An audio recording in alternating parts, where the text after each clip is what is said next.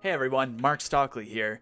This video contains the entire reveal stream for Destiny Rise of Iron, delivered by Bungie's Twitch account on August 16, 2016 at Gamescon in Germany. I'll keep this intro short so you can go ahead and enjoy the reveal stream. In the description, I'll post time markers so you're able to skip to the part of the stream you are looking forward to the most. Whether it's new raid information, new Crucible maps, or even private matches. Yes, private matches have been confirmed for the Crucible in Destiny Rise of Iron. Enjoy the video. Mark out.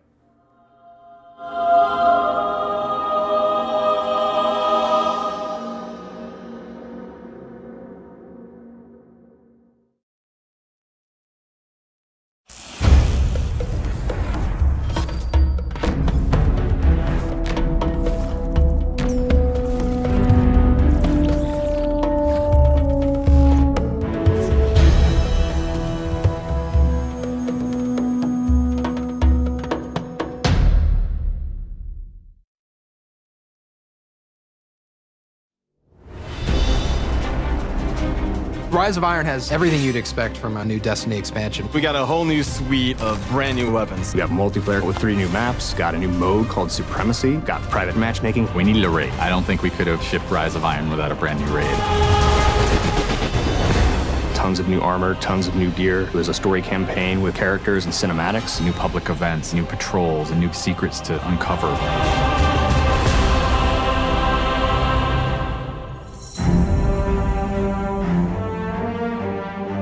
Rise of Iron is about looking at this story that's existed in the Destiny universe, this character, Lord Saladin. I am the lone sentry, and my watch is eternal. It's this journey to understand the past, what happened to these great heroes. The Iron Lords are gone, but our fight is far from over. And through that process, you're saving humanity, you're becoming an Iron Lord yourself, you're getting to wield a giant axe.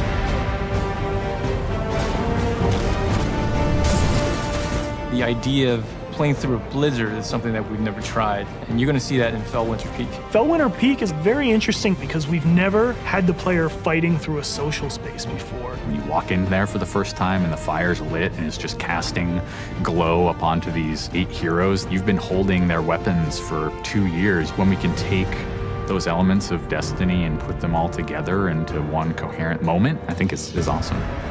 It is time to finish what I began so very long ago. Come, Guardian, help me give my friends the rest they deserve.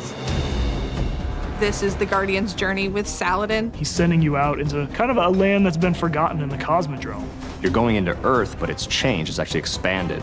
You'll see the Plaguelands, post-apocalyptic sky, there's lava welling up from the ground. We know the Devils have been digging into the Cosmodrome for years. They've been looking for something. Well, what they found is Siva. It is a nanotechnology that can be used to shape things, but they're not trying to use it to build, they're trying to use it to destroy.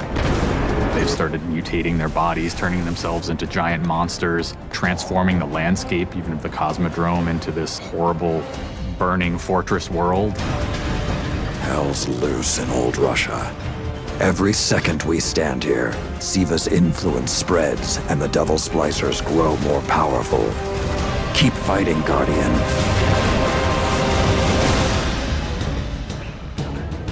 After the campaign finishes, you have patrols that really tell the story of this continued infestation in the land. And we have a new strike that shows just what the Fallen are doing with the Siva. It's this spooky place called the Wretched Eye. There's this really neat boss encounter.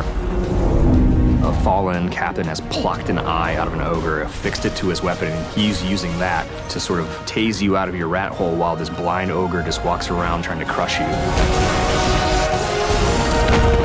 We also have a few reprise strikes that we're bringing back for players.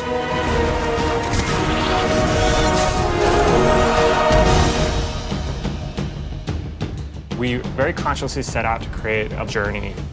This is arc of claustrophobia, space inside the wall. And then you get on top of it, and it's sort of this amazing breath of fresh air. You get this vista from the Cosmodrome, it's lit on fire, and there's this death Zamboni who's just trying to crush your bones to dust.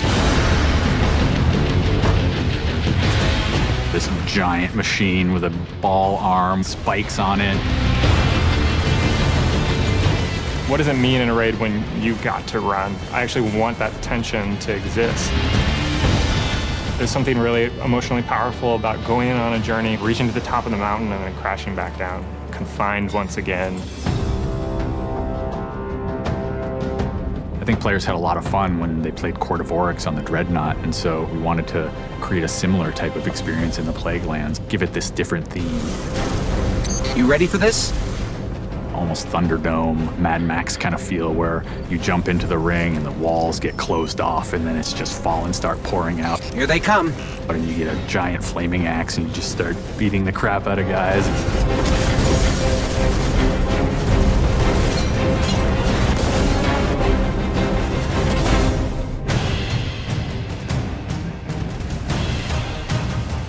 We thought, how can we increase the ways that you express the way you like to play?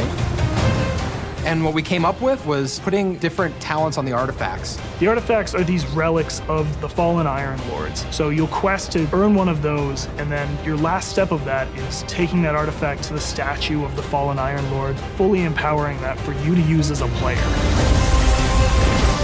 Whether it's negating all the dot damage in the Crucible, or whether it's infinite sprint, or turning Fallen onto your side. Which is really, really cool, by the way. The artifacts that Tyra offers change every week. So there'll always be something new and exciting for players following the campaign.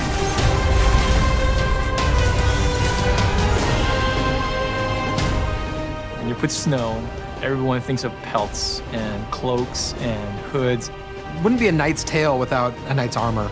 When you look at the Iron Lords and you look at the Raid set, you look at the Iron Banner set, or you look at Trials of Osiris, they're all new with a much wider palette that players can pull from. And when you throw ornaments on top of all that, we're going to see a lot more variety in gear. So the ornament system is this really cool thing that lets you take some of your favorite pieces of gear and then you customize this weapon the way you want it to be. You got your raid weapons, you got your Iron Banner, we got new exotics, old exotics. You like sidearms? We got all the sidearms this time around. Gallahorn, enough said. Coming to the Crucible and Rise of Iron is a new game type called Supremacy. Defeat your enemy, claim their crest. It's a fast-paced 6v6 game mode where every kill you get, Guardian drops a crest.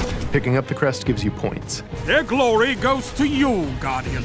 It's a constant battle over picking up crests and making sure that you're with your team and not out of position. If you pick up an enemy crest, you deny the enemy those points. Excellent recovery. We have new maps. We always have new maps. There's Last Exit, lots of twists and turns, lots of really good close combat. Then there's Skyline, a Clovis Bray headquarters building on Mars. It's a symmetrical, large map. The last one is Floating Gardens, which is an open map. One thing we're really excited about in Rise of Iron is the introduction of private matches. Can't wait to see what people are going to do. They're going to go fire up whatever match they want, play with their friends, host tournaments, have fun arcadey games. They don't have to worry about our matchmaking stuff. They can do it all themselves.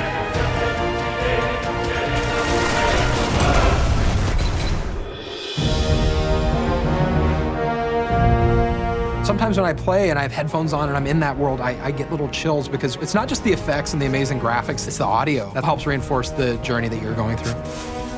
We really want Destiny to feel like it's a natural world that you inhabit, like it's a world that could exist, that does exist. The score is incredibly strong, and the work that the audio team has done on this game, it lights you up. It becomes something bigger than just a mountain and just a fight. It becomes an experience, and you hopefully get lost in it. That sense of fun, that sense of adventure, that sense of the unknown, I want to see that translate to our fans and our players. When you see your character at the end of the campaign, I really, really hope that you feel triumphant and proud, like, wow, I'm becoming an Iron Lord.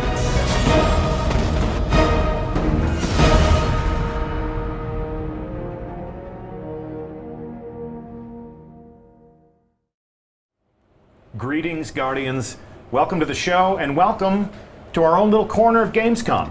We're coming to you live from Germany. I'm Deej from Bungie, and I will be the host of this live stream in which we reveal new details about Destiny, Rise of Iron.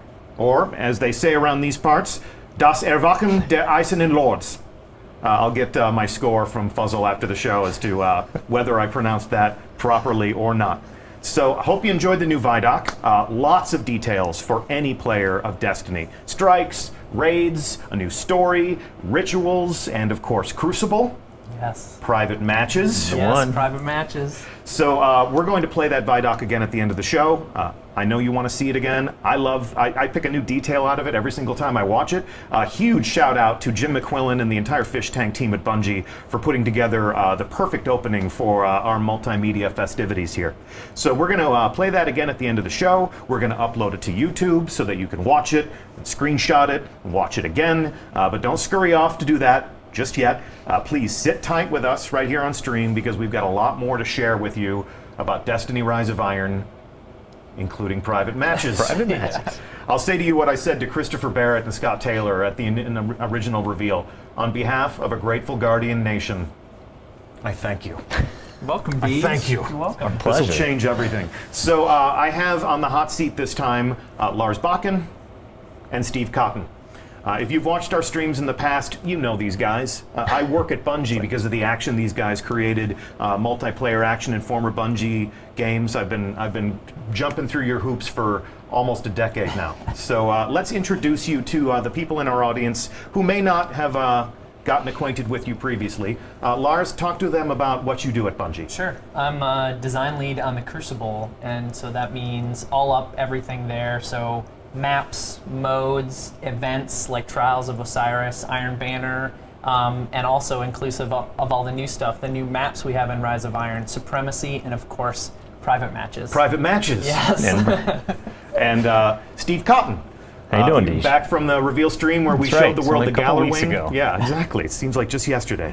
Actually, no, because we took a plane and 4 trains since then. 5 trains. 5 trains. 4 transfers. Well, all that matters is that we're here, we're in Germany, and we're going to meet a lot of great people from the community and talk to them all about Das Erwachen der Eisenlords. Eisen and Lords. I had it, and then I went for it again, and I screwed it up. Messed it up. Steve Cotton, talk to us about what you do at Bungie. So I'd like Lars. I've been at Bungie for a while. I've worked with Lars on multiplayer experiences that we've created for 12 years or so.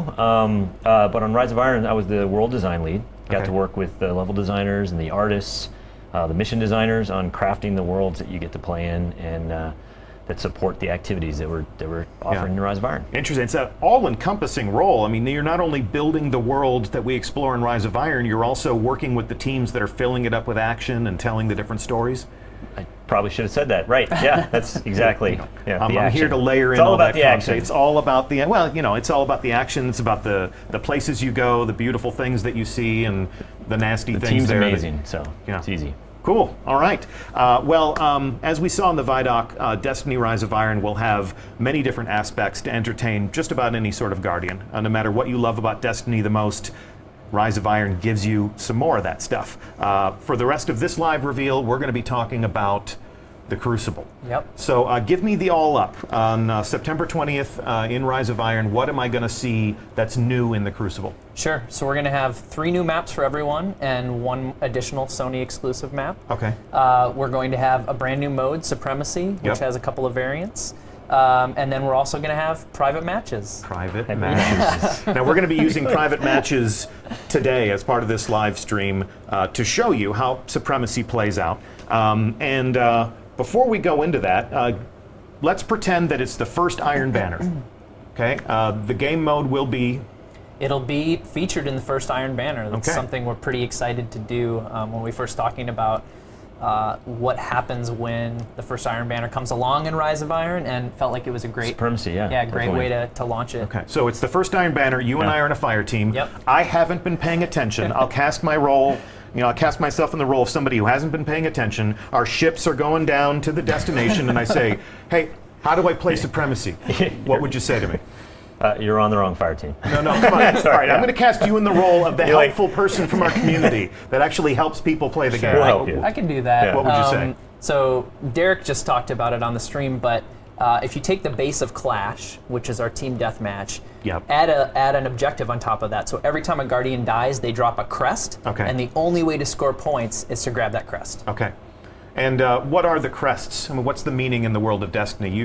Yeah, the crests are not just not just a representation of your class, they're a representation of your honor. So this is Shaq's favorite game mode. It's about glory. It's about taking other people's honor.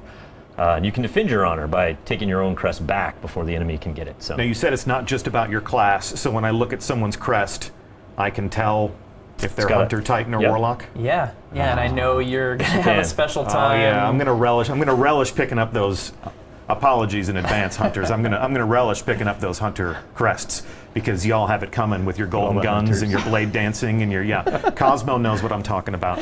All right, so you can also defend your teammate's honor. Yeah, so once the crests drop, red means hey, go grab it. That's the enemy team. Blue means it's your teammates and you want to pick it up, which means you grabbed it. The enemy team doesn't get to pick it up for points, and you completely denied them any score. Okay.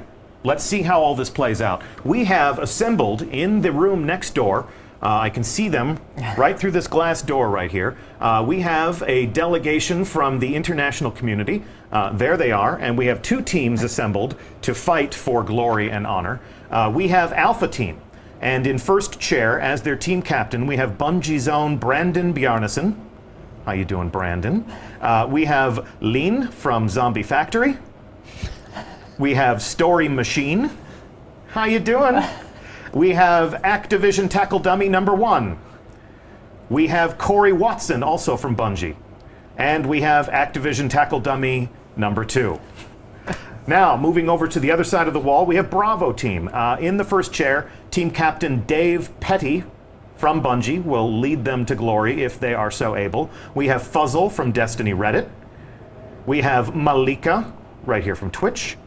We've got Optic, and we've got Soki, representing the Spanish community, and we have Yoda from Zombies Factory, rounding out the rosters. So, let's take a look at these handsome fire teams in orbit, and this will be our first official glance of the user interface for private matches. So there you go.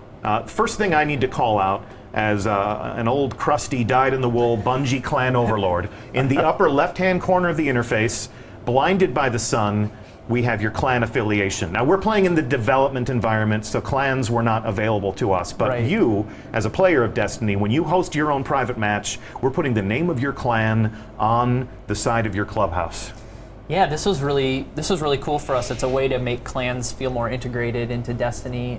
We're doing some other things as well that I don't think we'll talk about yet on the stream, but we'll show your clan affiliation. Anytime someone jumps into your private match in the lobby, they'll see your clan, they'll see your clan tag, and if you don't have a clan, like as we're currently seeing, it'll push you to go to BungieNet and join a clan or create a clan. There you go. Exactly. We will entice you to join a clan. I highly recommend it to any player. We'll have a new clan roster in the game. It's just all of these are tools that are going to make it easier for you to fill up a private match with worthy adversaries, worthy teammates. We're looking forward to clan challenges against each other, friendly pickup matches. The only other thing I'll call out before we launch is we can see the roster. Everyone piles into this room. They form up into 2 teams. They can use the L1 or R1 buttons to flutter between teams. You can see Brandon doing that for us. So he could switch teams that easily. And you have a lot of flexibility here. You can do a 6v6 match. You can do a 3v3 match. Yep. You can do a 1v1 match. Okay. Between you and I, Deej, I think that'll be fun. Yeah, sure. Let's settle the score, Lars. And the other thing we won't show on the stream is you can start a match by yourself. Really? Yeah. So if you want to go in and check out the new maps, if you want to go in and see where the ammo crates are, how Practice the game types your work, jumps. or you just want to sit and watch the Traveler, in Twilight Gap, like go for it. Sure. You got a private soundstage for your own creativity. Okay, that's awesome. So we are putting the keys to the Crucible into the hands of the player. Guardians, if you are ready, you're go for launch. So take us out. And thus begins the first official private match with the Destiny community. This is a special moment, and I thank you for it. It's exciting. So as they take off here and make their way down to the destination, Steve Cotton, talk to us about the world that we're going to visit. Yeah, so this is Floating Gardens, one of the new maps in Rise of Iron. Yeah. It's a Vex map on Venus, but it actually has a really interesting history. Way back in the days of Destiny 1, when we were first making Destiny, and making Venus, we had concepted a lot of different areas that we wanted to go to. One of which was called the Well of Iron, no relation to the Iron Lords. It's Well of Iron, and it's where the Vex would dump their fallen comrades into this pool of data milk. Anyway, the level designer Mike Vilterman was inspired by that idea. And what you'll see in this map is a lot of those elements. You'll see the data milk stream, you'll see the dead Vex bodies in the middle. Ceremonial statues that are reminiscent of the original Destiny adventure. It's a gorgeous map. So, and here they go, planting the flag. And our first private match with the Destiny community has begun on Floating Gardens. Talk to us a little bit about this map and what sort of whoa, and did you just come out swinging? Yeah. So this is obviously a bit of a close quarters map. There's not a lot of room to get away from your opponents, so we're going to see a lot of action on this one. Brandon got really excited, like he hasn't had competition like this yet, so this will be interesting. It's okay, Brandon, calm down. You can do it. Yeah, tactically, this map is a symmetrical map. So those teams started on equal sides. It's a lot like Pantheon. It's a little smaller. It's a little bit bent. It's what we call in-house a 3-lane map, where we give teams 3 equal choices at the well, not equal, but 3 choices at the beginning that converge sort of closer to the middle. And what you'll find here is that in something like Control, this kind of map, you put the center control point is in the middle, and you usually fight over that in some way. But with Supremacy, you just drop. He just dropped a crest. Traded, traded and both dropped. Yeah, in Supremacy, it's more about getting to places that you know to be tactically advantageous, and places where you can not only kill the other team, but put you in a good spot to collect their crest, like he's doing here. Just collected a crest. Yeah. So collecting crests is the only way to score a point in Supremacy. You're really putting the emphasis on teamwork here. Yeah, and it does this really interesting thing in the same way that Clash did before it, where it takes the action to different places on the map than, say, like a Control game, where normally you're fighting over control points. In Supremacy, you're fighting over the locations of where players died. So it automatically makes different parts of the map become the most concentrated at any given time. So you're constantly moving around the map. And it also has teams clump up together a little bit more. So you'll see some natural teamwork happening just due to the fact that the only way to score points is to grab those crests. And we see somebody making a sacrifice there, grabbing a crest. And sometimes that's the right thing to do, and sometimes it's not, but like you have to make that call in the moment. I'm going to call out here on the user interface. We can see where the crests are. So if you make a kill, you fail to pick up that crest. When you respawn, you'll know exactly where you left it. Yeah. Yeah. So each kill is worth how many points? A collected crest will be worth 2 points, and we break it up that way because we want to give the person who got the kill some credit, and also the person who picked it up. So if you get a kill and pick up the crest, you're going to get both points. 2 points. Yeah. And if I make a kill and you pick up the crest for me, you'll get 1 point and I'll get another point. Okay. It's still team score. Yep. So the points go to the entire team. It's just if I get a kill and someone picks it up on my team, you feel like you were part of the whole process. So if you're the type of player that's used to saying, "Hey, bro, you stole my kill," break that habit immediately, because the I think you'll be happy that your teammates like grab those crests. Yeah.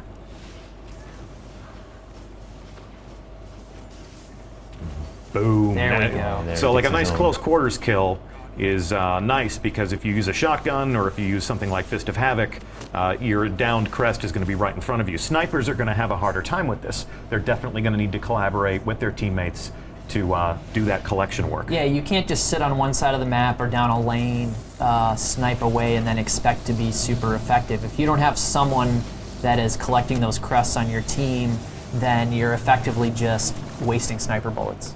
Interesting, yeah. And we can see also that the most skilled teams in this variant are going to hunt in packs. What was it we used to say? The strength of the wolf is the pack. Is the pack. Yes. So obviously you don't want to clump up too much, otherwise you become 2 or 3 free crests. But if you don't have anybody working with you to collect those things, the point for making a kill is not guaranteed. You don't just automatically get the point for making the kill. Someone actually has to pick up that crest for either of those points to get scored, correct? Yes, yes, yes.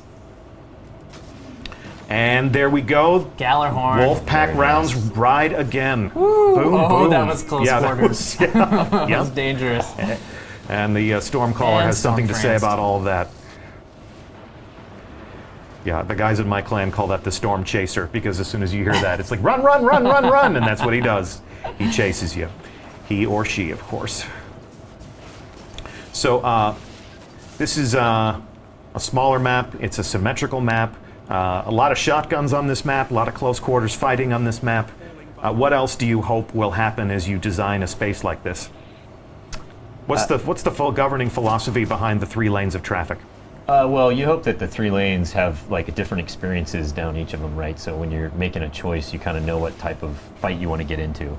I mean, the shotguns are definitely going to be pervasive over here on the right, more enclosed areas, but on that outer edge where it's a little longer sight lines, I think you want longer distance fights. I mean, it's in Supremacy, the way it plays out. I think you have somebody supporting somebody else with longer range weapons, most likely. But you hope that. Oh, nice. There we go. You hope that stuff happens. Oh, denied. Couldn't get to the crest in time, but ended up taking out that guy anyways. Nice. Good work. Oh. So when you think of your favorite Destiny maps, there's always a portion of the map that's kind of the hot zone. You know, when you look at the heat maps, that's where most of the kills get made. Where do you think is going to be the sweet spot for a team to control here on Floating Gardens? On Floating Gardens, I mean, the 50-yard line's pretty popular, right? I mean, and where's that? That is right down. It's easy to figure out once you see it, but it's this Vex data milk river right down the middle of this map. So, and then there's a couple of different interesting spaces along that axis. They're fighting here right now. He's on it. And so you want to command that area. That would be where all the crest indicators are on the map. That's not a surprise. So, so these are 2 pretty evenly matched fire teams. This is actually pretty good. This is great. We brought in people from the community, and we were having them play against members of the Bungie away team, as well as our friends from Activision, who built this lovely space where all this magic happens for us. And we're, there's when the guys on the Activision team saw who was coming in to fight from the community, they're like, "Optic, what are you doing to me, man?" It's like, "Hey, we got some hitters on your team. Don't worry about it." Brandon's got game. He's probably one of the most skilled Bungie employees in the studio. In which case, we're definitely going to form up our own Bungie team and get in on some of this private matches action. Nice. All right. That was a close match. Close match. The team that we were spectating lost. And there you have it. Our first private match with the players in our community. We're going to play one more private match. I'm going to give them a moment to collect themselves, to return to orbit. Brandon's backstage, sort of fanning the flames of a game well played. We salute you. And whether your honor was collected or not, every Guardian is a hero of honor, so please don't take it hard. But we have more gameplay to enjoy. So we're here in orbit, once again greeted by the user interface that you would use to set up your own private match.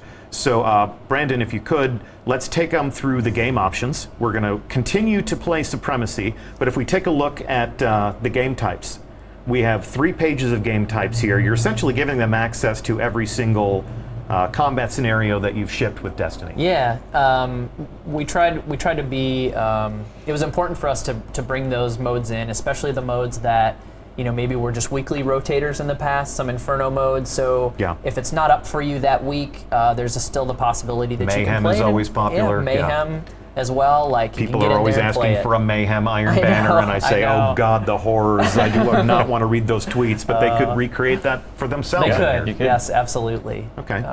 So all the game modes there, and then. So you pick your combat scenario, then you pick your map.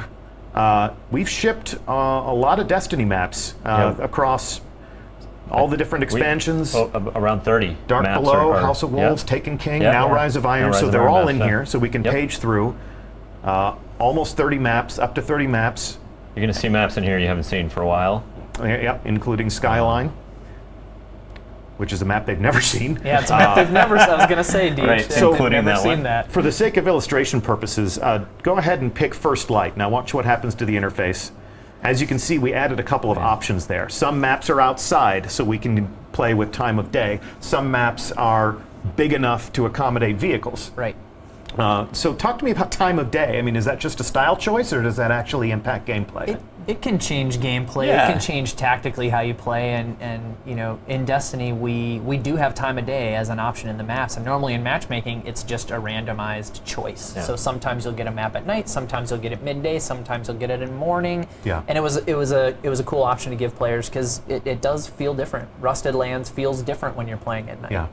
Even if you're going in there and screenshotting. Yeah. You know, we used to take pictures of maps all the time and share them with the people in our clan. This is where you stand when we tell you where you're supposed to snipe, you know, so if you need better lighting conditions for those sorts of things, or if you just want to create the right mood, if you're, you know, waging your own tournament on a given theme. And then vehicles, near and dear to my own personal heart.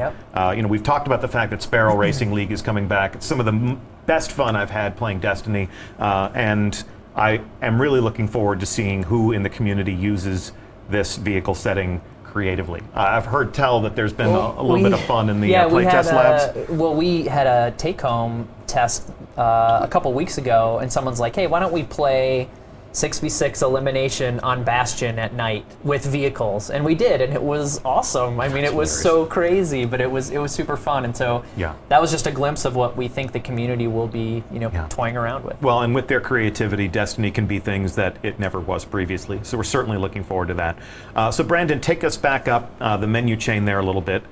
We've chosen our map. Actually, we haven't chosen our map. We're not going to play. Choose one. Yeah, where are we going next? We're going to Icarus. Icarus. There we go. So we'll go to Icarus. This is a smaller map, so the considerations about vehicles drop away. We'll take a look at our score limit. You can design your own duration of play. This can be a long match. This can be a short match, and then there is, of course, the time limit.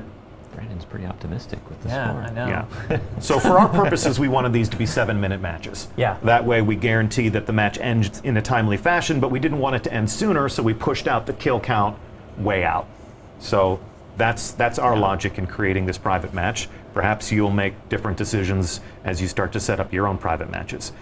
With that, I think we look good, yeah? Is that what we want? Yeah, that looks good. Supremacy on Icarus, score and time. And then finally, we haven't talked about light level.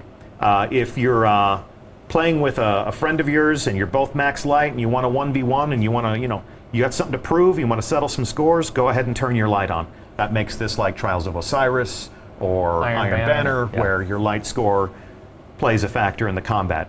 If you want to turn that off, you want to enjoy your favorite year one weapons again, you want to, you want to host your throwback night tournament, you can just disable that stuff. That's what we're doing right now. This is the match that we want to fight, so you can dismiss your options. And once again, we're go for launch. Everyone ready? It's all yours. Take us out. So Icarus, Steve Cotton. All right, Icarus. Yeah. Where are we going? Icarus is it's a Warmind solar collector on Mercury. Okay. Again, the level designers, where they come up. This is a really fascinating story about where they come up with their inspiration, but. They were fascinated by real-world technology, these power towers, these heliostat sort of thermal like collectors that exist on Earth. They heat molten salt up to like 1,500 degrees. It's crazy. So, what better place to collect solar energy than Mercury? And it's certainly closer. Yeah, it's a little. It's probably. Yep. But they and they put it in a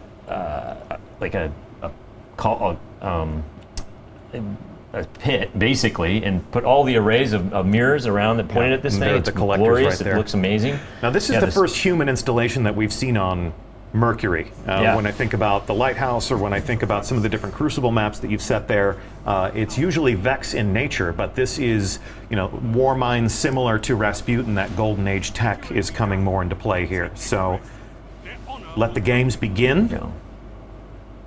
This is round 2 of Supremacy, and as the match plays out, talk to us a little bit about how the environment is impacting the gameplay. Looks like we've got our first blood right there. This one's a little bit tighter than Floating Gardens. Is this a symmetrical map? This is a radial map. A radial map? Or like you say round. A round map. Circular in nature. No, it's a radial map. It's the interiors. It's a lot like Anomaly, but the exteriors are much more open. Again, this gorgeous skybox that the artists have created. Must be a Warmind nice. thing. I mean, Anomaly is also a circular map, so the Warminds, they think in a circular fashion. All right, picking up those crests, putting points on the board. Nice. Yeah, running the table, sliding into the crest. You get style points for that? No, you don't, but you should. But you sure feel cool doing it. Like so that was great. That was a denial right there. Yeah. So that could have been a double kill instead. So we can see down here in the lower left-hand corner, the user interface is telling us a lot about the combat. We can see Bravo team seizing quests. I want to say quests so bad. Crests. They're seizing the crests. So this just gives you an idea as to who's running the table, who's leading the match. Yeah, there's a couple things going on there too. We have audio cues for taking crests and denying crests. So not only are you seeing it in the kill feed down there, but you're also hearing it as well. So we want to have multiple ways that information is conveyed. Our chat room is also observing the fact that there are new medals, which is yes. I really meant to keep a sharper eye on chat to see how they were enjoying the fun, but amidst all the excitement, I forgot to look down. So hey chat, sorry about that. Lazy Summerstone, you called it. New medals 3 hours sleep in Supremacy. 3 hours sleep, 1 airplane, 4 trains. Oh. I did see that right there. 5 that guy's got 5 trains. Yeah, I just saw it. So should we talk about artifacts? We should talk about artifacts because I just saw that. I did too. So this is Brandon, right? He's playing. He's running. Yeah, he's running the hand cannon. Yeah, so he's got the artifact Memory of Perun equipped, which highlights enemies. The ones that are low on health, it highlights red, and the ones that are full on super, it highlights yellow. So you can see if somebody's about to unleash a super. You can see if they're charged. Yeah, the time you have to react is it's going to look really small. You get used to it though, and it's very helpful in making just quick knee-jerk decisions. There you go. That was nice. He was low on health, and then he was dead. That's wicked. And all good things must come to an end. Yeah. So if somebody has a red glow, that's a visual cue for what the community would refer to as absolute. You know, this person is taking damage. They might not be absolute, but they'll be close. So their health is getting pretty low once they start. We also just saw a tiny glimpse of one of the other artifacts as well. Did you see that? That was that Stormcaller's not going to be happy. What was that? They were just activating the super and got gunned down in their prime like a Stormcaller dog in the streets. These matches are really close. Fistful of crests. Fistful of crests. Again? Yeah, so this dead orbit shotgun's doing a little bit of work. So we took a look at one of the artifacts, these new tributes to the Iron Lords, the things that change the way you play. Let's take a look at Dave Petty's viewpoint and see which artifact he's using.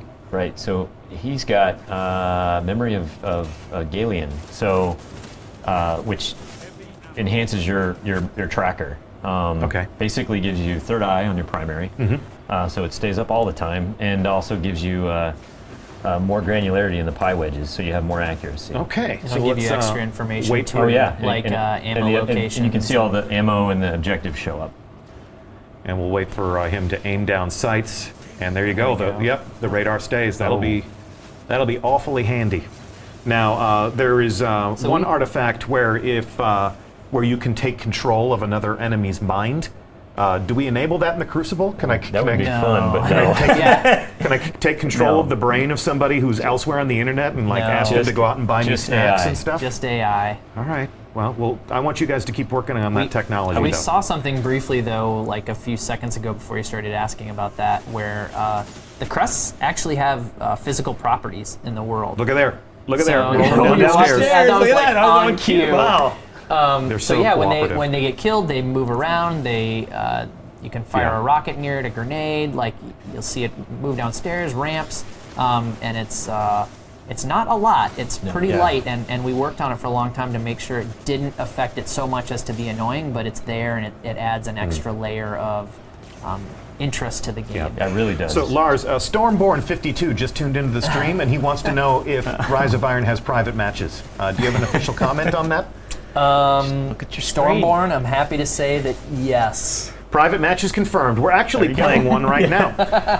It does say private test build up in the corner. That's just, that's our development environment. But private matches are confirmed in Destiny. Choose your combat mode. Choose your map. Choose your time of day. Choose whether or not you want vehicles. And right now they're enjoying a little bit of Supremacy, which is our brand new game mode, which is why you see this combatant picking up those crests. You left a hunter crest right there on the ground. And someone just took a, oh well. Sorry, Deej. These games are close. Yeah, these are some nail biters. These are some close matches. That's exactly what we want. It's good. And all we're fighting for today is a little bit of honor, a little bit of bragging rights, a little bit of stream hype, perhaps. Nice. So when you collect a blue crest is friendly quest. You've sort of used the GI Joe laser color palette here. Yeah, well, we wanted to go simple. Yeah. And when you grab a blue one, you're actually denying the enemy team points. So depriving the enemy. Basically, the simple thing to do, remember in this mode, is if you see a crest, grab it. Sure, right. Yeah. No matter the color. And then you gave us different colors for the crests so we could at least understand how the battle is progressing. Correct. Unlike those grenades where you never know if you're going to run through an enemy fog or a friendly fog. Look at that super showdown, and the hammers win. You got a few more hammers. There you go. You have redeemed yourself. Your team has won. Good games to all. Good games to all. Thanks so much to our community combatants for putting on a good show today. The first 2 private matches in the history of our community have played out, and exciting. We've got nothing else to play. We're going to save the other 2 maps. We're going to hold those in reserve. Actually, I believe our friends at Game Informer played on the other 2 maps, and they've been kind enough to hold those cards close to the vest, and they're going to kick off what I understand to be a week of Crucible coverage after this stream. So if you want to know more about Supremacy, if you want to see the other 2 maps, and behold their beauty and the new geometry, keep an eye on Game Informer. Apparently they're going to let slip with those details all week long. So let's summarize what we have learned, or rather what we have taught, and what they have learned about the Crucible. When Rise of Iron comes out, I get how many maps? Everyone gets 3 maps, and there's a Sony exclusive as well. Supremacy is exclusive to Rise of Iron. Yes. Okay. It's a new mode that you're shipping with this new adventure. Yep. So if you want to play Supremacy, get yourself some Rise of Iron. However, if you want to enjoy a private match, who can play private matches? Anyone that has a PS4 or Xbox One version of Destiny has access to private matches. So I got a Destiny 1 disc. I played it for a few months. I took a walk to play some other games, or I fell off, the radar of the community. I'm watching this stream right now, or maybe a buddy of mine says, hey, remember that thing you always said you wanted to do? They put it in now. So I can take my Destiny 1 disc, plug it into my PS4 or my Xbox One, download a whole bunch of updates. Yes. We've been busy. We've been busy in their absence. Busy. And you can enjoy private matches with all your friends. That's correct. You're probably going to ask them to turn light off, though, because you're not going to have. You're going to have all year one. Yeah, they might want to do that if they don't have a. You're going to have year one armor and weapons. You're like, guys, can we play without light? Sure, we can. Okay, so we know the community is going to do amazing things with this new feature set. We're going to be watching. We're going to be learning from you, as we always do. This was one of the most frequently requested features. So I couldn't be more thrilled that you've taken it and put it into the game. And this was part of the Rise of Iron development cycle. Rise of Iron heralds the arrival of this new feature, but we're going to make it available to all players on current generation PS4, Xbox One. We know that you're going to have a lot of questions about how all of this works and what all of this means to the game that you love to play with your friends. So our friends on the Destiny player support team are going to hook you up with some answers. If you make your way to Bungie.net, there will be some support articles that are going live with a brand new blog article, essentially talking about private matches and the new game options that you can use to structure your own engagements. Some of the different clan features that are going live with Destiny Rise of Iron. Looking forward to that. Yeah, it's gonna be great. Looking forward to the tribal warfare that's going to open up between our players, hardcore communities. Looking forward to showdowns between Invigorate and Rezo and just like the whole thing. It's going to be awesome. And then, of course, if you want to plan and manage your own Destiny tournament, we have just some guidelines, basic rules and regulations for how all that can go down so that everybody in the community can have some good, safe interactions with each other and that expectations are properly set there. So that's one thing to go check out after the stream. We are now going to go into quiz show mode so that we can summarize. You're on the hot seat for a reason. Putting us on the spot. Yep. So we are going to be in this studio for the rest of the week. We're going to be talking about Rise of Iron. We're going to be playing the new strike. What's the name of the new strike? The Wretched Eye. The Wretched Eye. That is absolutely That's the first correct. quiz? That's the first question. Good job. You nailed that. Need like a ding or something. Yep. So we're going to be on this couch. Go to Bungie.net to see the full schedule of all the international streamers that are going to come in here. Different personalities, different languages, different points of origin. It's going to be awesome. We're going to meet a lot of people who love and play this game and lead the community in their own right. Next question. When does Rise of Iron launch? Is that for me or him? I think you should take this Let me one. just buzz in. Oh, I just buzzed? That's a great question, Deej. I'm glad you asked. Well, there you go. September 20th. All right. So it's a Tuesday, Tuesday. September 20th is when we all invade the Plaguelands for the first time, and then there will be the raid. Brand new raid. When does the brand new raid launch, Lars? Friday the 23rd. Bonus question, what's it called? Wrath of the Machine? There you go. You guys are I on did fire. it! It's almost as if you guys made this game. Tiebreaker. Okay, No, all right. Tiebreaker. Actually, there is no tiebreaker. That's the end of it. But if you're watching this and if you've missed out on one of the adventures to Destiny that we've released to date, and you want to play some catch-up, we have some different ways for you to do that. You may have seen a trailer for Destiny: The Collection. That's your catch-up bundle. It's all of the adventures that we have ever released in Destiny to date, including Rise of Iron, everything up to that point, Destiny, Dark Below, House of Wolves, Taken King, and Rise of Iron. If you're looking forward to investing deeply in the private matches, it's good to get all those maps into your inventory, or perhaps you just want to play and catch up and see what we've been up to while you've been away. If you don't want to play catch up, but you feel like your Guardian isn't combat ready, there's going to be a character boost so that you are ready for action, ready to run into the Plaguelands as soon as Lord Saladin says go. What else do we have? We have, as part of the Destiny The Collection, we have a digital upgrade path. So if you are one of our friends on a legacy console, mean to say a PS3 or an Xbox 360, if you own the Taken King on that system and you get yourself a shiny new PS4 or Xbox One, open up the digital marketplace on your new console, go to the PSN store, go to the Xbox Live Marketplace, you'll be able to buy Destiny The Collection at a discount. It'll detect that you have the Taken King, and it'll allow you to pick it up for $40. So we hope that makes it a little bit easier for you to continue your adventure with us. Wouldn't be the same without you. And this game is nothing without its community. I'm sure you agree. Agreed. Because you do great things for them. You do great things for them, fellas. So again, that's not all that we have planned. We put so much effort into building this lovely set, so we're going to get a lot of mileage out of it. There are going to be other people to come here and hang out with us. Looking forward to a lot of people from the community to come and tell us in their own words what they think of the Wretched Eye strike and who knows what else. Thanks for watching. Thank you, gentlemen, for taking 5 trains to be with us here in Cologne and to show us everything that you've been working on. Thank you to our guest community combatants in the next room. You guys were awesome.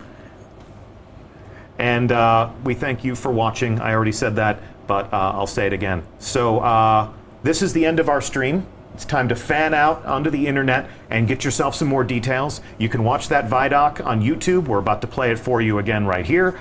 You can check out what Game Informer is saying about the Crucible, and it may well be that one of your favorite YouTubers was invited to our studio a couple of weeks ago to play these things for themselves. So their embargo should be lifting soon, but just check it out. If you follow the right people on Twitter, you'll see a lot of links to new information. I am Deej from Bungie. This has been Lars Bakken. Hello. This is still Steve Cotton. And it's been our pleasure to host you on stream. Stay tuned to our channel all week long, and very soon we'll see you atop Fellwinter Peak. Thank you for watching.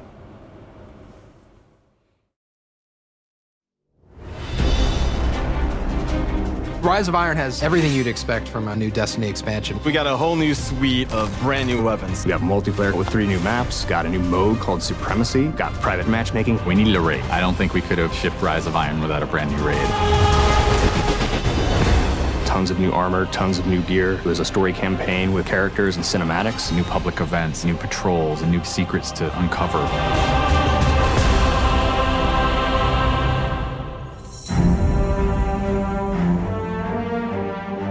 Rise of Iron's about looking at this story that's existed in the Destiny universe, this character, Lord Saladin. I am the lone sentry, and my watch is eternal. It's this journey to understand the past, what happened to these great heroes. The Iron Lords are gone, but our fight is far from over. And through that process, you're saving humanity, you're becoming an Iron Lord yourself, you're getting to wield a giant axe.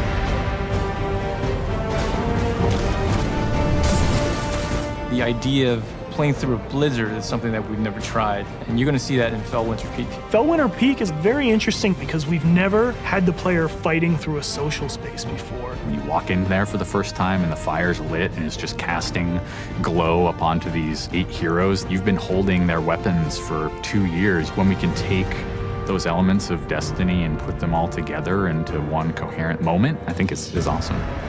It is time to finish what I began so very long ago. Come, Guardian, help me give my friends the rest they deserve. This is the Guardian's journey with Saladin. He's sending you out into kind of a land that's been forgotten in the Cosmodrome. You're going into Earth, but it's changed, it's actually expanded. You'll see the Plaguelands, post-apocalyptic sky, there's lava welling up from the ground. We know the devils have been digging into the Cosmodrome for years. They've been looking for something. Well, what they found is Siva. It is a nanotechnology that can be used to shape things, but they're not trying to use it to build, they're trying to use it to destroy. They've started mutating their bodies, turning themselves into giant monsters, transforming the landscape, even of the Cosmodrome, into this horrible, burning fortress world. Hell's loose in old Russia. Every second we stand here, Siva's influence spreads and the Devil Splicers grow more powerful. Keep fighting, Guardian.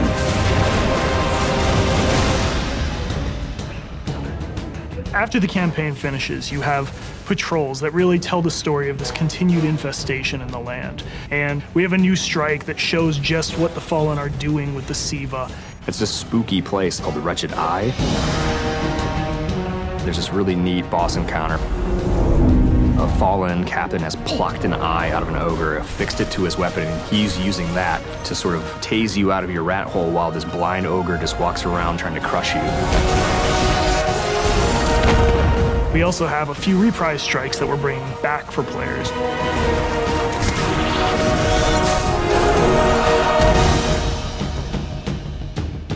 We very consciously set out to create a journey.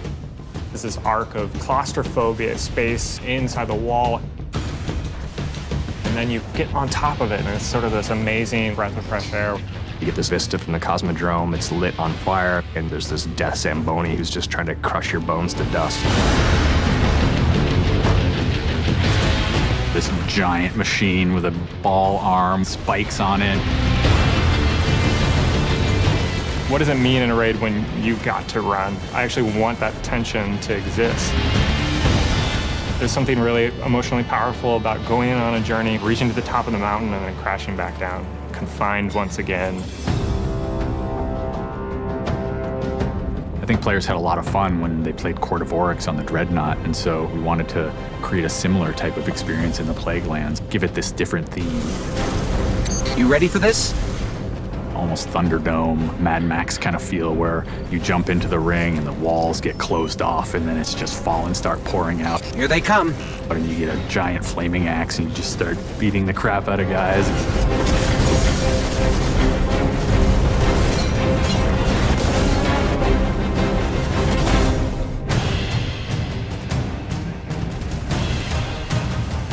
We thought, how can we increase the ways that you express the way you like to play?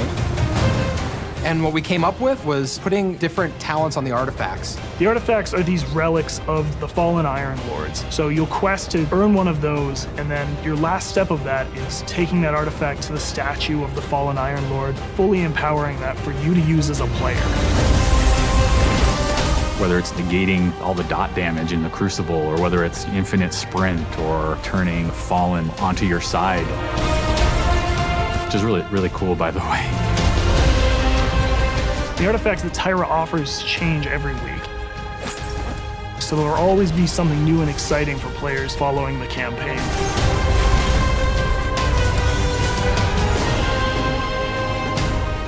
When you put snow, everyone thinks of pelts and cloaks and hoods. It wouldn't be a knight's tale without a knight's armor.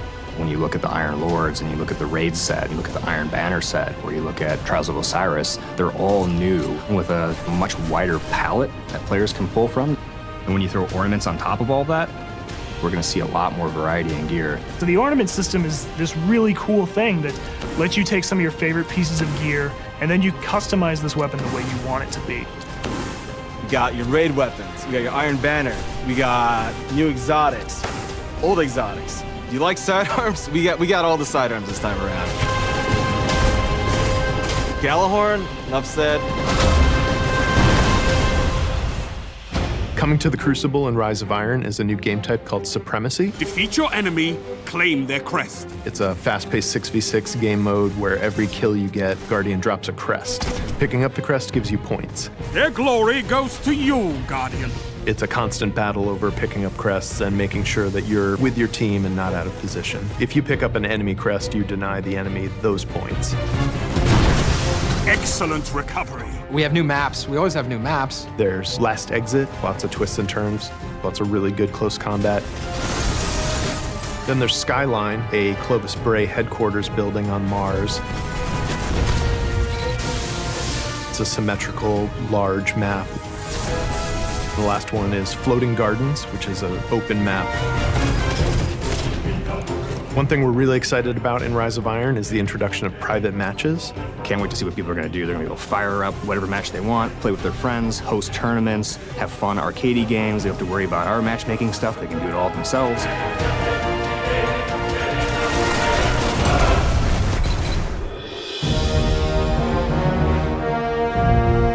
Sometimes when I play and I have headphones on and I'm in that world, I get little chills because it's not just the effects and the amazing graphics, it's the audio that helps reinforce the journey that you're going through.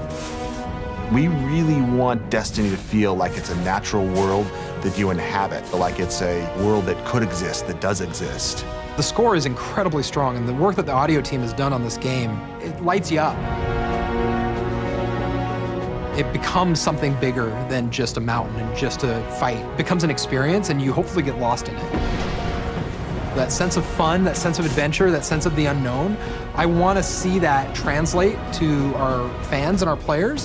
When you see your character at the end of the campaign, I really, really hope that you feel triumphant and proud, like, wow, I'm becoming an Iron Lord.